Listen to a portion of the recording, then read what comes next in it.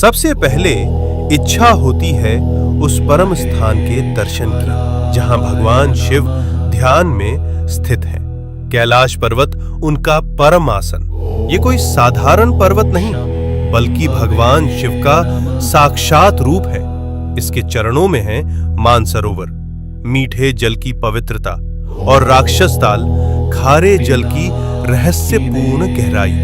इतने पास फिर भी एक मीठा एक खारा, जैसे भगवान शिव के भीतर संतुलित दो स्वरूप। अब हम पहुंचते हैं उस तपोभूमि पर जहां भगवान शिव और माता पार्वती ने विवाह के बाद ध्यान लगाया। ये है आदि कैलाश, उत्तराखंड के ऊंचे हिमालय में स्थित, जहां आज भी उनकी ध्यान ऊर्जा का कंपन महसूस होता है। यही है गौरी कुंड और पार्वती सरोवर। ये पर्वत नहीं, शिव पार्वती की जीवित उपस्थिति का केंद्र है, इसलिए कहलाता है छोटा कैलाश।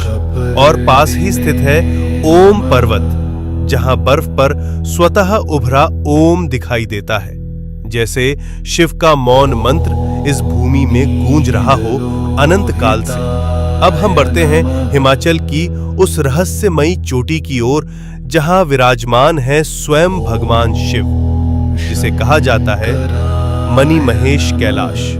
इस पर्वत की चोटी से दिखाई देती है एक दिव्य मणि। मान्यता है जब भगवान शिव प्रसन्न होते हैं तो ये मणि दिव्य तेज प्रकट करती है, जो भक्तों के जीवन में भर देती है एक दिव्य प्रकाश। इसके चरणों में स्थित है पवित्र मणि महेश झील, जहां हजारों श्रद्धालु हर वर्ष स्नान करते हैं और भगवान शिव का आशीर्वाद प्राप्त करते हैं। अब हम पहुंचते हैं हिमालय की उस ऊंचाई पर जहां की हवा भी हर हर महादेव का जप करती है। यह है श्रीखंड महादेव। यहां स्थित है एक भव्य प्राकृतिक शिवलिंग। यहां तक पहुंचने का मार्ग अत्यंत कठिन, लेकिन कहा जाता है जिसे स्वयं भगवान शिव बुलाते हैं वही इस दिव्य शिखर तक पहुंच पाता है। श्रीखंड महादेव केवल एक शिवलिंग नहीं, ये है भगवान शिव का हिमालयी सिंहासन।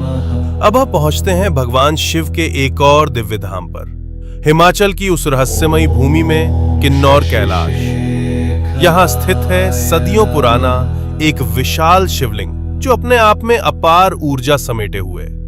और कहा जाता है यात्रा के दौरान कई भक्तों को ब्रह्म कमल के दर्शन भी हुए हैं। ओम नमः शिवाय।